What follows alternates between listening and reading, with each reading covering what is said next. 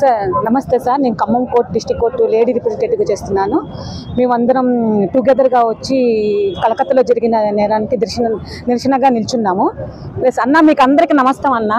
ఒక్క ఆడదాన్ని కూడా వదలరా, చిన్నపిల్ల కానీ అమ్మమ్మ కానీ ఆంటీ కానీ దశల ప్రాబ్లమే, ఏది ప్రాబ్లం అయినా మీకు మాకు స్వతంత్రం లేదా? దయచేసి మీకు కాలు మొక్కుతాం.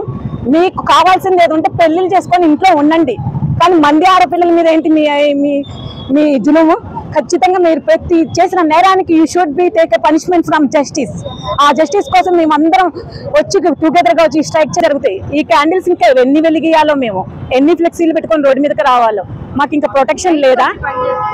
బయటకు వచ్చి పని చేసే రైట్ లేదా? ఇంట్లో పని చేసుకోవాలి, బయట పని చేసుకోవాలి. ప్రతి ఒక్కరు చూపు రాంగ్ చూపే ఉంటుంది. ఆడపిల్లలకి బ్యాడ్ టచ్ గుడ్ టచ్ గురించి చెప్పకూడదండి. ఇప్పుడు పుట్టిన అబ్బాయిలు ప్రతి ఒక్కరికి నాన్న ప్రతి ఆడపిల్లని దూరదృష్టితో చూడొద్దురా, అక్కలా ఒక చెల్లిలా ఒక అమ్మలాగా చూడాలని ఇంకా టీచింగ్ ఇవ్వాలేమో. స్కూల్కి వెళ్ళి టీచర్స్కి ఇలా చెప్పండి అలా చెప్పాలని మనం మాట్లాడాలేమో భవిష్యత్తులో. కానీ ముందు ముందు మాకు ప్రొటెక్షన్ కావాలని మేము జస్టిస్ కోసం ఇంత పెద్ద ధర్నా చేస్తున్నామండి. పని చేసే చోట్ల కూడా సెక్యూరిటీ లేదు. ఎక్కడ మేము ప్రశాంతంగా పని చేసుకోవడానికి లేదు. ప్రశాంతంగా అంటే అక్కడ వర్క్ ప్లేస్ లో కూడా తను ప్రశాంతంగా నిద్రపోవడానికి కూడా సెక్యూర్ గా ఫీల్ అవ్వట్లేదు. ఎందుకంటే తన హాస్పిటల్లో పడుకుంది అంటే అక్కడ అట్లా జరిగిద్ది అని ఊహించలేదు. మేము కూడా అంతే. ఇప్పుడు రేపు కోర్టులో ఏదైనా హాల్ ఖాళీ ఉంటే పోయి కూర్చోడానికి అట్లా కూడా భయపడతాం కదా. సో వర్క్ ప్లేస్ లో కూడా సెక్యూరిటీ లేదు. ఇలాంటి వాటిని మేము చాలా తీవ్రంగా ఖండిస్తున్నాము. పునరావృతం కాకుండా యాక్షన్ తీసుకోవాలి. వేరే దగ్గర అయితే ఊరేయడము చంపేయడం అలా ఉంది. ఇండియాలో కూడా అట్లాంటి మార్పులు వస్తే బాగుంటుంది. ఖమ్మం కోర్టు నుంచి నేను దేవరకొండ కళ్యాణి మాట్లాడుతున్నాను. మరి మేమందరము క్యాండిల్ ర్యాలీ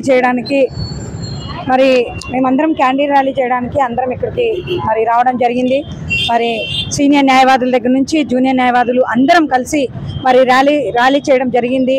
అదేవిధంగా చెప్పేది ఏంటంటే, ఒక వైద్యురాలు వైద్యం చేసి ప్రాణాలు కాపాడేటువంటి వైద్యురాల్ని ఘోరంగా మరి ఆమె మరణానికి కారణం ఎవరైనప్పటికీ కూడా వాళ్ళని ఖండితంగా శిక్షించాలని మేము కోరుకుంటున్నాము. ఆమె ఎంత నరకం అనుభవించిందో ఏం జరిగిందో మాకైతే తెలియదు.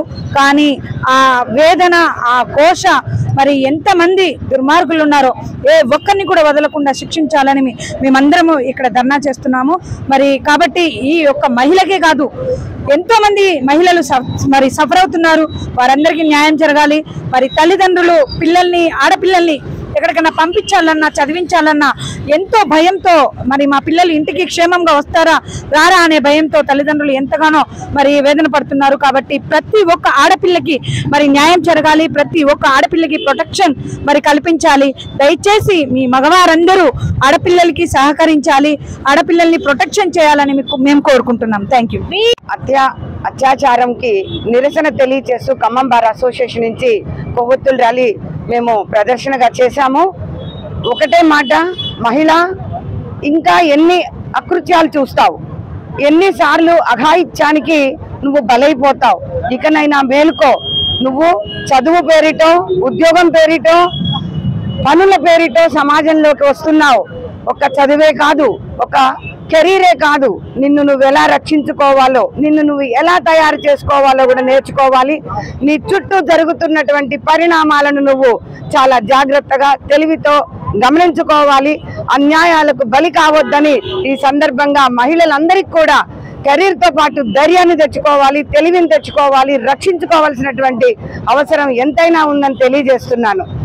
సార్ నమస్తే సార్, నేను Khammam court district court lady రిప్రజెంటేటివ్గా చేస్తున్నాను. మేమందరం